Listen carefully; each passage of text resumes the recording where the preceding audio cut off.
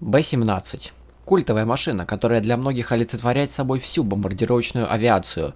В рамках игры серия этих бомберов пережила многое, и сейчас для широкого потребителя Б-17 около бесполезный самолет, который очень легко сбивается и не может даже долететь до базы. Однако это является правдой лишь отчасти, да и за последние 6 лет, с тех пор как вышел мой первый обзор на эту серию машин, мое мнение несколько изменилось. Сложно ли играть на Б-17? Определенно да. Является ли при этом Б-17 дерьмовой машиной? Скорее нет, чем да. И именно эту суть я хочу попробовать донести до массы игроков. Представляю вашему вниманию серию бомбардировщиков Б-17. В данном ролике я затрону 3 машины серии, представленные в ветке развития США. Б-17Е, Е-Late и G. Клоны, представленные в ветках развития Японии и Израиля, будут затронуты лишь косвенно, так как никаких отличий от своих оригиналов они не имеют. Как обычно, начну с первой машины серии, где возможно затрагивая все машины сразу. Поехали. В роли бомбардировщика Б-17Е показывает себя неплохо, около 3 тонн бомбовой и чуть меньше 2 тонн полезной нагрузки. Этого достаточно, чтобы уничтожить 2 базы и повредить третью. Однако в силу обилия в боях Виверн и прочих скоростных фронтовых бомбардировщиков, нам не часто выпадает возможность реализовать свою нагрузку хотя бы частично, так как все базы успевают забрать и без нас, особенно в периоды каких-нибудь ивентов. Поэтому нужно быть готовым к тому, что прямые обязанности бомбардировщика вам выполнять не доведется, даже если вмешательство противника по какой-то причине вам не грозит. В плане динамики и летных качеств Б-17Е показывает себя слабо. Находясь на одном БРе с приватиром, мы во многом на него похожи. Лишь высотные нагнетатели помогают развивать хоть какую-то скорость на высоте. Но этого все равно недостаточно. Хуже всего то, что все Б-17 имеют очень низкую устойчивость к перегрузкам и очень плохую маневренность, сравнимую разве что с Рензаном.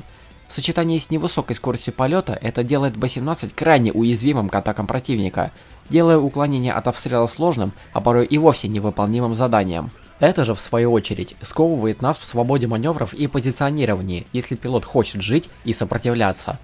Компрессор к установке рекомендуется, несмотря на то, что двигатели не имеют форсажного режима и подвержены постепенному перегреву даже на 100% тяге. Мощность лишней никак не будет, особенно когда придется компенсировать полученный в бою урон. А делать это придется очень часто.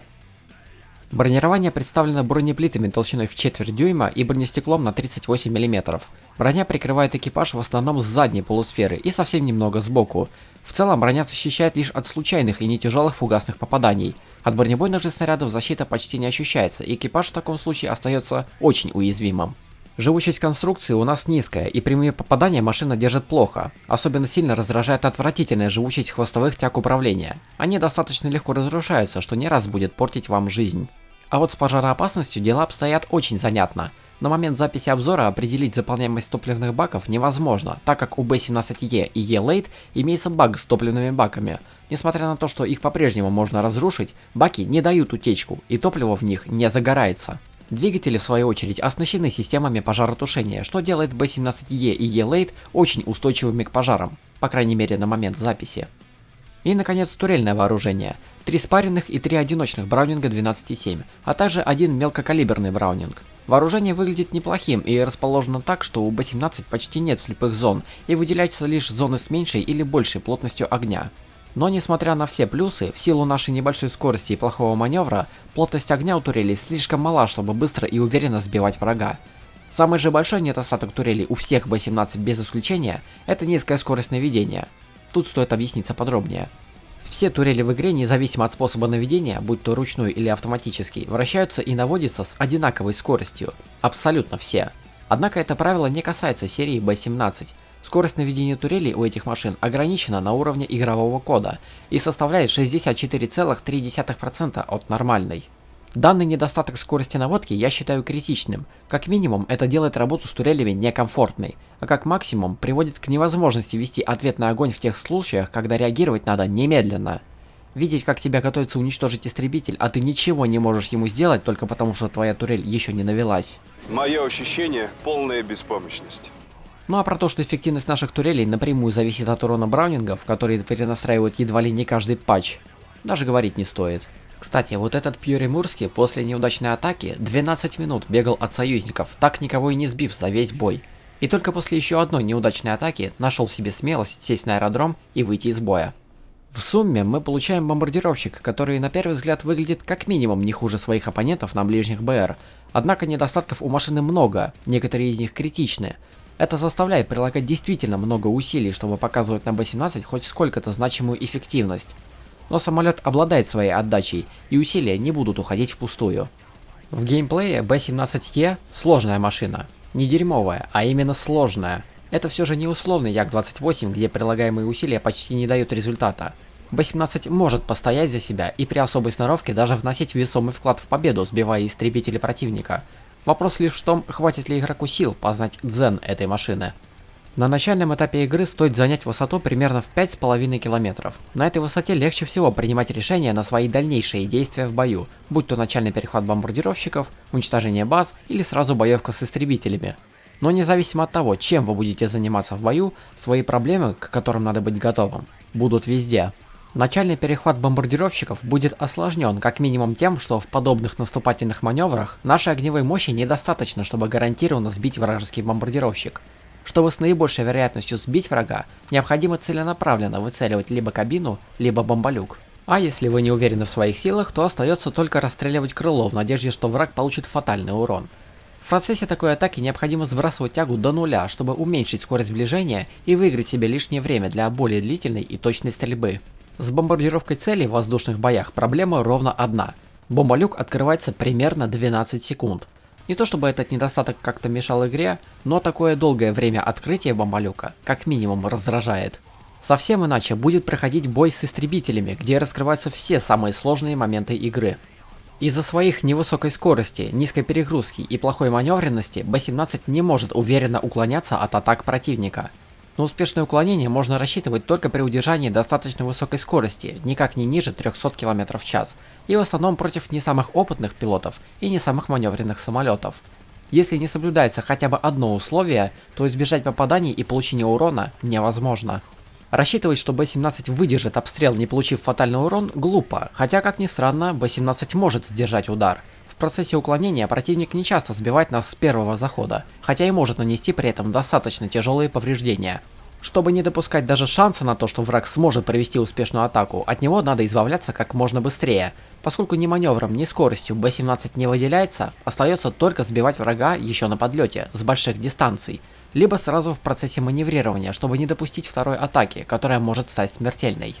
И именно тут скрывается самый сложный элемент игры на всех Б-17 без исключения. В силу специфики пилотирования машина предъявляет к игроку очень высокие требования к точности стрельбы с турелей. Это условие является прямым следствием того, что у наших турелей низкая плотность огня, с которой рука об руку идет недостаточно высокий урон. Поэтому в бою рассчитывать приходится только на свою точность. Обеспечивать постоянно высокую точность стрельбы сложно, но это необходимо. Ведь, как уже говорилось, в силу своих ЛТХ Б-17 не имеет лазеек в виде высоких критических показателей, как, например, на Приватире. Бой с истребителями на Б-17 это не про уклониться на пределе прочности и сбить врага на выходе из атаки, когда тот будет совсем близко, а про точную стрельбу с турелей. Настолько точную, насколько того требует обстановка, а не ваши игровые навыки в данный момент времени. Обеспечить такую точность, как я уже говорил, сложно, как и сама игра на этом самолете, сложная. Б-17Е – машина с высоким порогом вхождения и требовательна к игроку. Но несмотря на множество недостатков, машина может поощрить игрока за старание. И в целом я бы назвал ее самой комфортной машиной серии ВРБ на данный момент, за счет относительно низкого боевого рейтинга. Правда, здесь уже сама игра решила, что поощрения я не заслужил. В схождении с Фоки-Вульфом я мгновенно потерял хвостовое управление и один из двигателей, что сделало меня очень удобной мишенью для А6М5 Хэй, который еще и превосходил меня по высоте.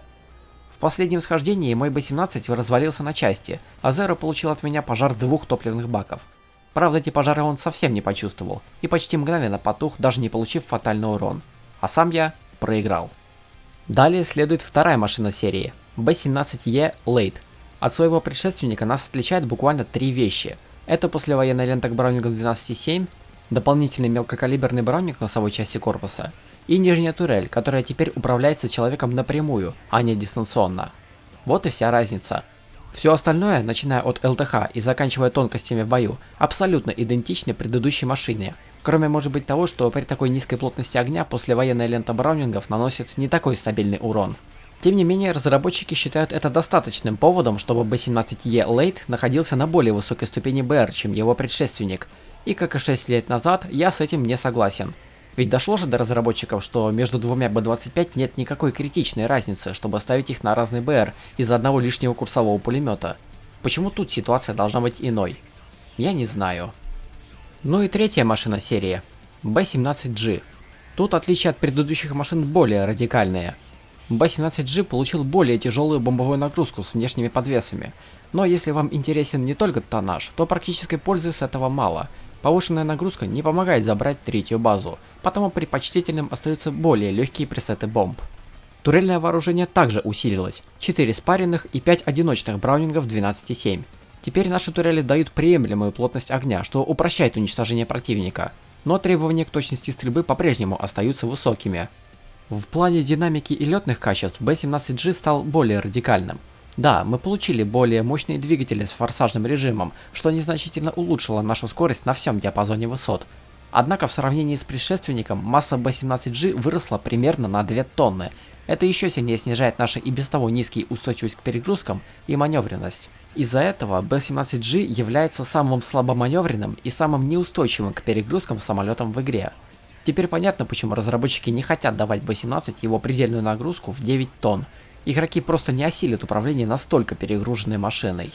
Качество работы с двигателем при этом также снизилось, так как на форсажном режиме двигатель стал нагреваться ощутимо быстрее. Несмотря на это, снимать компрессор не рекомендуется. В силу увеличенной массы нам понадобится любая мощность для компенсации полученных повреждений. В геймплее B17G также стал более радикальным, чем предыдущие машины. Еще более низкая маневренность и большая плотность огня только усиливают упор на игру от точной стрельбы. Сбивать бомбардировщики стало проще, а вот бои с истребителями сильно легче не стали. Да, плотность огня возросла, что немного снижает остроту необходимости стрелять максимально точно. Но это компенсируется еще более плохим маневром, что делает нас еще более уязвимыми к атакам. То есть сбивать врага стало немного проще, но и прав на ошибку стало меньше. Не могу уверенно сказать, насколько лучше или хуже B17G в сравнении с другими машинами серии. Точно скажу, что самолет остался таким же сложным и при этом более радикальным, немного упрощая уничтожение самолетов врага, но при этом увеличивая цену каждой ошибки. А вот лучше это или хуже, пусть каждый решит для себя сам. По воздушной части все. В совместных боях все совсем иначе. Тут что B17E, что E-Late выглядят почти бесполезными. Да и сетапы наземной техники изменились. Теперь B17E можно поставить в сетап только с премиумным Т-14, либо же целенаправленно брать в сетап танки ниже по БР, что снижает общую эффективность в бою. Остается только брать B17 в сетап 5.0, и все равно мы будем получать в бою весьма сомнительную картину. За 6 лет мощность зенитных орудий на нашем БР заметно возросла, и подавление позиций ПВО стало непростым заданием, да и самолеты стали более злыми. В условиях, когда воздушное превосходство над противником не получено, применять B17 слишком опасно. В отличие от воздушных боев, в совместных мы уже не можем адекватно постоять за себя, так как фактор внезапности полностью на стороне противника. Можно очень легко пропустить надвигающийся истребитель и обнаружить его только тогда, когда в вас уже летят трассеры, и предпринимать что-либо уже слишком поздно. 1000-фунтовые бомбы в таких условиях уже не так эффективны, как раньше, а 2000-фунтовые бомбы недостаточно мощны для эффективного подавления вездесущего ПВО. В общем, B17E уже давно потерял свою актуальность. B17E Lite в этом плане еще хуже. Имея ровно такие же бомбовые пресеты, мы все так же имеем более высокий БР в сравнении с предшественником, никак не превосходя его в возможностях уничтожения наземных целей. Из-за этого мы имеем более высокую стоимость в очках возрождения, что совершенно не заслуженно. Кто-нибудь опустите ему наконец боевой рейтинг. А вот B17G на этом фоне смотрится куда веселее. В совместных боях он имеет БР 5.3 в отличие от воздушных боев. Сетап на этом БР подбирается куда проще, да и в плане ударов по наземным целям нам есть где развернуться. Пресеты в 4 2000-фунтовые бомбы уже позволяют увереннее чувствовать себя в уничтожении отдельных танков, допуская некоторые ошибки. А 4000-фунтовые бомбы хорошо помогают в подавлении позиций ПВО противника. Плюс их расположение на внешней подвеске позволяет сбрасывать их с любого положения самолета, что очень удобно. Против самолетов врага жизнь сильно легче не стала, но повышенная огневая мощь все же ощущается. Главное успеть избавиться от бомбовой нагрузки до того, как придется воевать с самолетами врага. И с 4000-фунтовыми бомбами сделать это гораздо проще. Самостоятельно зачищать себе небо на Б-17 – малореальная задача, а целенаправленно использовать его в роли истребителя ПВО – это мазохизм. Не стоит этим заниматься. Хотя бы потому, что на ближних БР в ветке США есть много неплохих истребителей с ударными возможностями. Тем не менее, в Б-17G есть смысл, как в ударном самолете, в отличие от предшественников. И на этом, пожалуй, все. Надеюсь, ролик был для вас полезным или хотя бы интересным. До встречи.